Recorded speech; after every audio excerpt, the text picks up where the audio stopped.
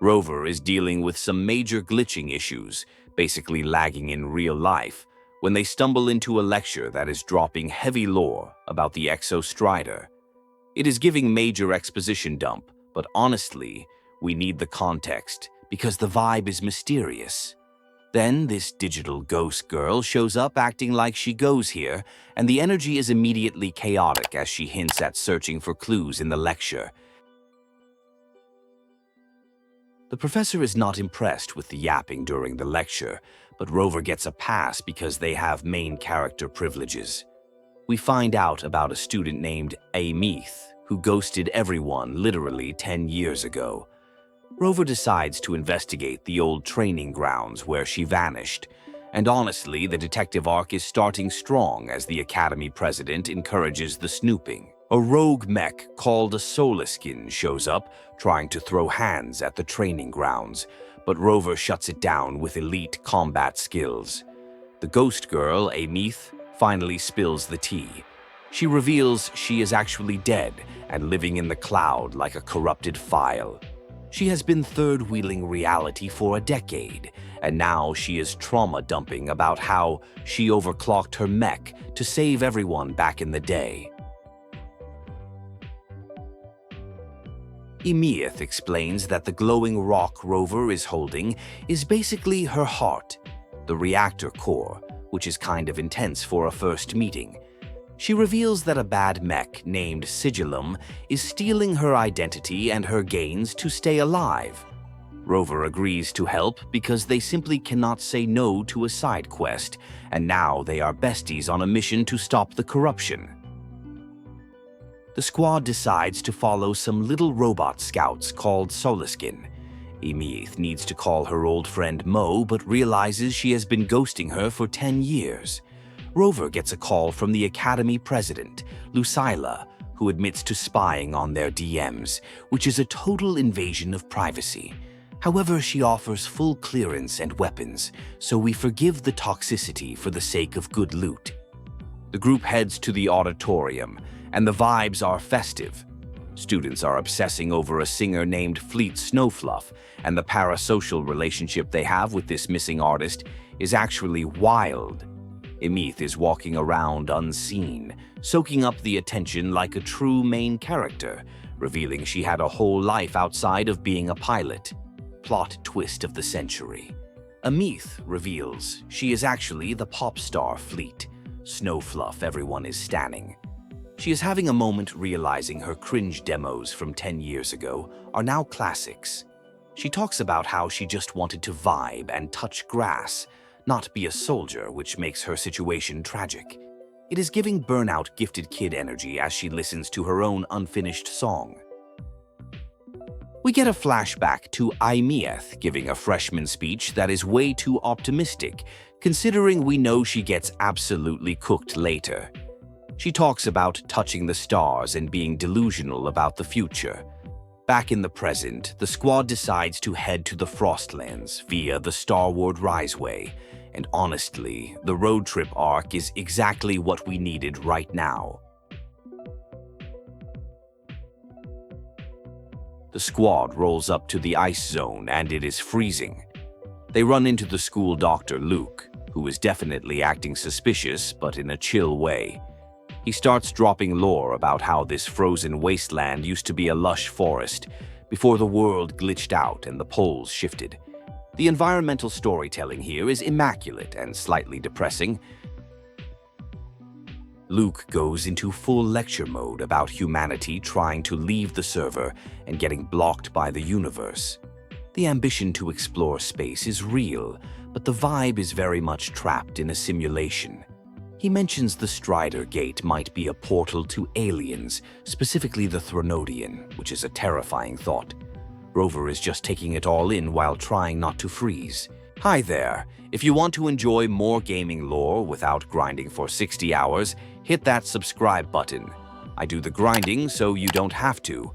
Your support really helps the channel. They find another student, Navora, who is geeking out over space trash and debris.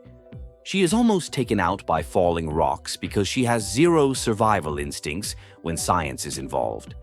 The group gets separated by a collapse. and Rover has to go full hero mode to scout the path ahead while the others wait for rescue. It is time for a solo dungeon run. The main path is blocked, so obviously they have to take the sketchy route into the buried space station. Aemeath is hyped because she loves exploring, even though she is technically a ghost. They find a way to interact with the corrupted data using a module adapter, which is basically hacking reality with a fancy iPad to clear the obstacles.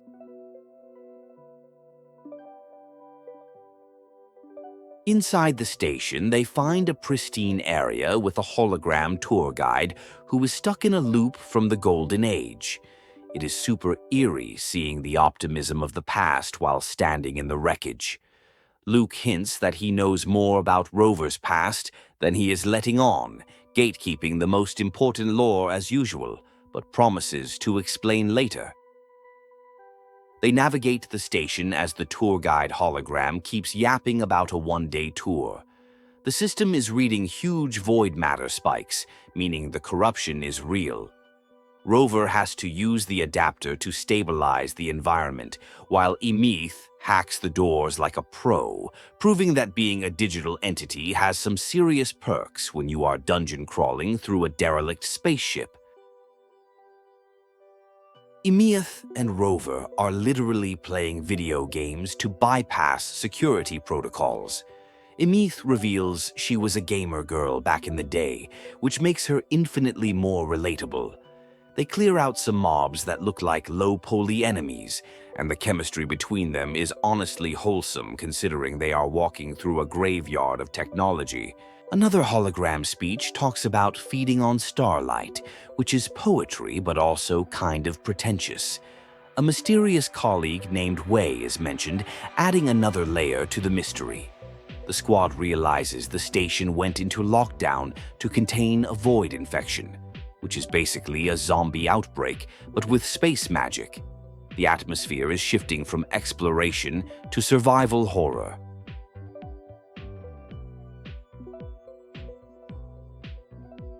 The combat section ramps up as Rover fights through glitchy monsters in the data archive.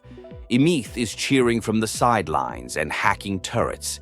It feels like a co-op campaign where one player is carrying the team. The environment is getting more corrupted, signaling a boss fight or a major trauma dump is incoming as they push deeper into the sector. They find the source of the corruption, and it is the old astronaut, Clement, who morphed into a monster to protect the surface. It is actually heartbreaking. Rover has to put him down, and the fight is visually stunning, but emotionally devastating. Luke steps in to finish the job with surgical precision, showing he is not just a healer but a damage dealer too. After the battle, they find the logs. Clement locked himself in to save future generations. It is the ultimate sacrifice play. Rover and the crew take a moment to respect the absolute legend who held the line for years while losing his mind. The mood shifts from adrenaline to somber reflection real quick as they process the tragedy of the Sky Arc. They find a recording that shows Rover falling from the sky years ago. The timeline is not adding up, and Rover is having an identity crisis. Luke tries to play it cool, but he definitely knows Rover is basically an alien or a time traveler. Luke decides to stay behind to tend to the wounded, so Rover and Aemeath are back to being a dynamic duo. Rover and Aemeath head toward a research outpost that got wiped by a void storm. Aemeath reveals she knew the people there, and the reality of her being the only survivor of her era starts to hit hard. She uses the core to see the past echoes of her friends, refusing to let them be deleted from history. Aemeath talks about how the void erases people from memory, which is terrifying existential horror. She claims being a ghost protects her from forgetting, which is her way of coping with the trauma. She forces a smile and tells Rover not to be so serious, trying to keep the vibes positive despite the gloom. She then offers to show Rover the giant sleeping robot. They reach Aemeath's old family cabin, but the bad Mech Sigillum shows up to ruin the moment. It attacks, and Rover defends Aemeath. Aemeath has to step in to stop the corruption leaking from Rover, proving she is still powerful. She reveals she has actually been inside the black hole monster and seen some things that defy the laws of physics. While Aemeath rests, Rover explores the cabin. It is full of nostalgia bait, plushies, old game consoles, and childhood drawings. It paints a picture of the normal life Aemeath lost. It is a quiet moment of environmental storytelling that hits right in the feels before the final act kicks off, showing us the girl behind the ghost. Aemeath wakes up and shares a core memory. She lost her parents to the void and forgot them, which is nightmare fuel. She wandered to this cabin and was saved by a mysterious stranger who turns out to be Rover from the past. It is confirmed that Rover basically raised her for a bit, creating a massive time loop connection between them. Aemeath reveals she kept Rover's old talisman because returning it would have been awkward, which is peak social anxiety, but also very considerate. She explains that she copied Rover's hero complex. Rover went off to save the world, so she did too, but at the cost of her life. She says she is happy with her choice, but the regret is palpable. They say goodnight, but Rover can't sleep and finds Aemeath still awake. They have a heart-to-heart about home. Rover admits they can't go back to their homeland. Aemeath comforts Rover, promising to be their family. It is a wholesome found family moment that solidifies their bond right before everything inevitably goes wrong in the morning. Aemeath shares a secret about how she used to feel empty until Rover saved her. She promised to wait for Rover to return from their mission. Now she recommits to being Rover's anchor in this world. The emotional stakes are getting higher, and it is clear she is hiding something big to protect Rover's feelings. The next morning, they gear up to face the Exo Strider. Aemeath is determined to fix everything. They ride a bike across the water, which is a cool set piece. The banter is back, but there is an underlying tension because we all know the final boss fight is literally just around the corner, and Sigillum is waiting. They reach the giant sleeping mech. Sigillum shows up again, desperate to merge with the core. It starts yapping about going home, which triggers Aemeath. She realizes Sigillum is basically her own intrusive thoughts given form, and she has to shut it down to protect Rover from the truth about their abandoned mission. Aemeath dives into the mech to wrestle for control. Rover is fighting on the outside. It is a chaotic mix of emotional dialogue and explosions. Sigillum tries to use the IMU card, but Aemeath is not having it. She rejects her dark side with the power of self-acceptance and lasers, fully syncing with the giant robot. Aemeath unleashes a massive attack, obliterating the corruption. The visuals are insane, and she is absolutely destroying the enemy while monologuing about protecting her friends. The music swells as she pilots the mech like a boss. She defeats Sigillum, but the victory feels bittersweet as she hints at a burden she is carrying alone. The battle ends, and the bad vibes are cleared. Aemeath is singing her song while piloting the mech, which is a massive flex. She hints that she is hiding a massive secret from Rover to keep them happy, gaslighting them for their own good. She is determined to bury the truth about Rover's homeland deep down.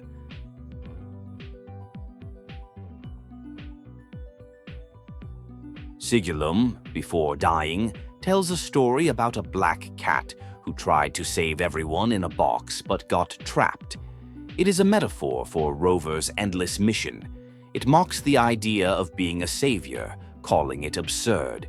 It is trying to break Rover's resolve by pointing out the futility of it all and the loneliness of the hero's journey. Aemeath debates whether to tell Rover the truth. She saw in the void that Rover's homeland abandoned them. She wants to keep Rover ignorant so they can be happy. Rover interrupts the internal monologue and demands the tea. Aemeath finally caves and reveals that Rover was exiled and nobody is coming for them. Aemeath explains that Sigillum was created from her rage on Rover's behalf. It wanted to force the gate open to send Rover home, even if it meant destroying everything. Rover takes the news surprisingly well, proving they have moved on from their past. Rover gives a speech about how their new life and friends matter more than some old mission.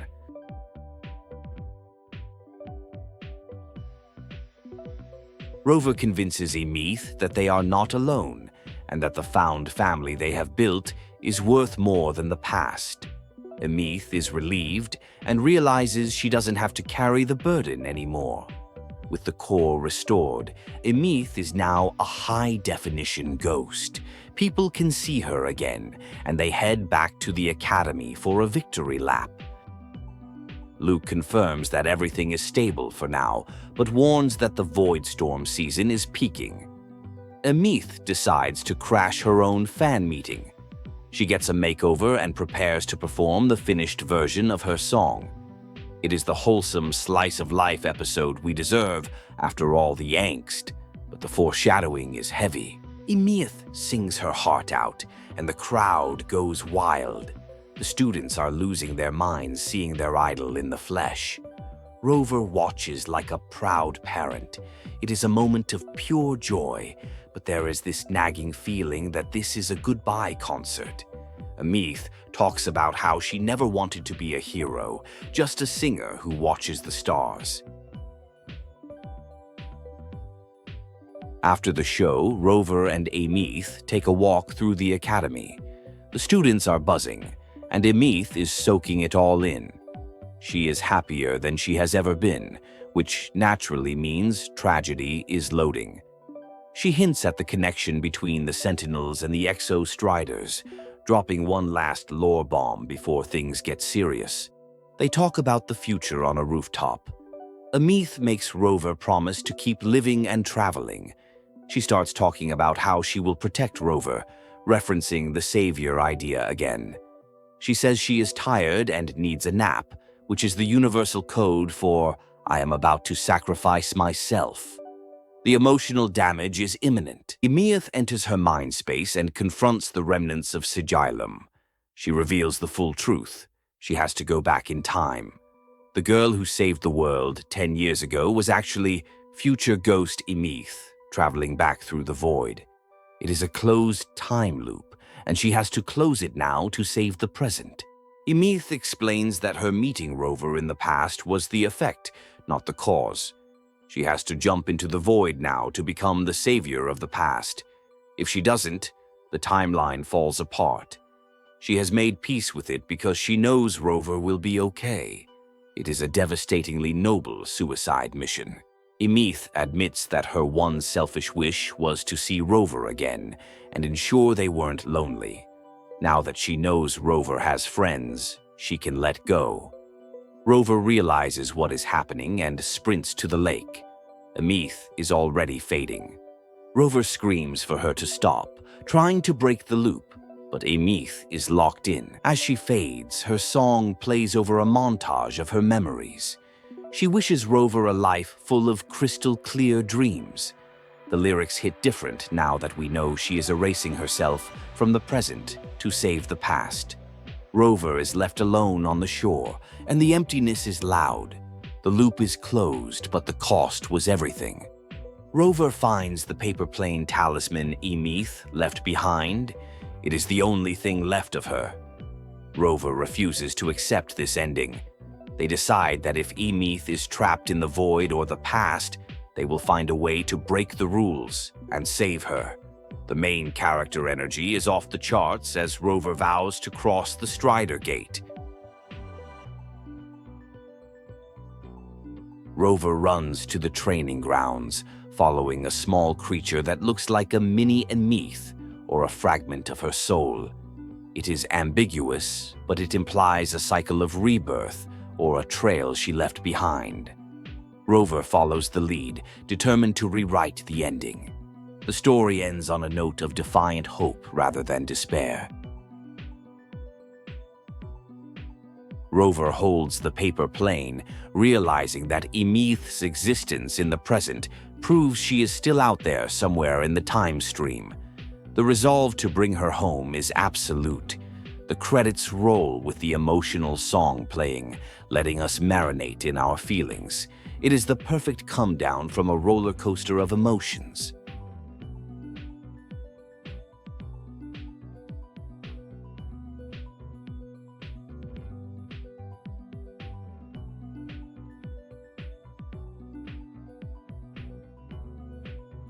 Gaming lore is long and confusing, but I break it down every week. Subscribe so you never miss a plot twist or hidden detail. Thanks for watching.